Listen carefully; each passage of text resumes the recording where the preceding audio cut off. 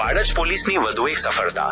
Vadaj police સ્ટેશનમાં વૃદ્ધ મહિલા સાથે સોનાની કડીની થયેલ ચોરી અનુસંધાને ગુનાની ગંભીરતાને ધ્યાનમાં લઈ તાત્કાલિક વાડજ પોલીસ ઘટના સ્થળની મુલાકાત લઈ આજુબાજુના સીસીટીવી જોઈએ અને સીસીટીવી દ્વારા રિક્ષા પર લગાવેલ સ્ટીકર નંબર AR 631 નંબરનું સ્ટીકર લગાવેલ મળતા head constable Dayabhai, constable Ranjitsinh તથા કોન્સ્ટેબલ દીપકુમાર નાઓએ તાત્કાલિક એરપોર્ટ પોલીસ સ્ટેશન જઈ રિક્ષા નોંધણી રજીસ્ટર ચેક કરી જાણકારી મેળવી રિક્ષાના માલિકની શોધખોળ કરી માલિક દ્વારા પૂછપરછ કરતા તેના ભાઈ દ્વારા રિક્ષા લઈ ગયેલ અને સદર ગુનાને અંજામ આપેલ છે.